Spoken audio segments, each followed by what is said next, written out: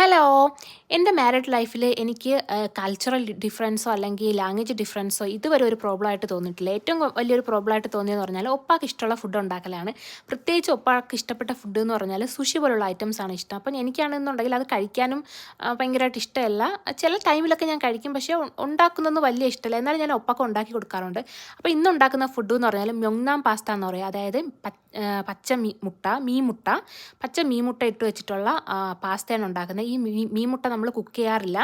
അപ്പോൾ ഇത് already seasoning ചെയ്താണ് വരുന്നത്. നമ്മൾ ആ മീൻ മുട്ടയുടെ ആ സ്കിന്നൊന്ന് റിമൂവ് ചെയ്ത് ആ മുട്ട മാത്രം ഒന്ന് സെപ്പറേറ്റ് ചെയ്തെടുക്കണം. പിന്നെ അതിനുശേഷം പാസ്ത കുക്ക് ചെയ്ത് ഒലിവ് ഓയിലിൽ ഗാർലിക്കും അതേപോലെ തന്നെ റെഡ് ചില്ലിയും പിന്നെ ഈ പാസ്തയോടെ ഇട്ടിട്ട് ഒന്ന് കുക്ക് ചെയ്തതിന് ശേഷം അതിൻ്റെ മുകളിലായിട്ട് ഈ പച്ച മീൻ മുട്ട വെച്ച് പിന്നെ നമ്മൾ സ്പ്രിംഗ് ഓണിയനൂടെ കുറച്ചൊന്ന് ചേർത്ത് കൊടുക്കണം.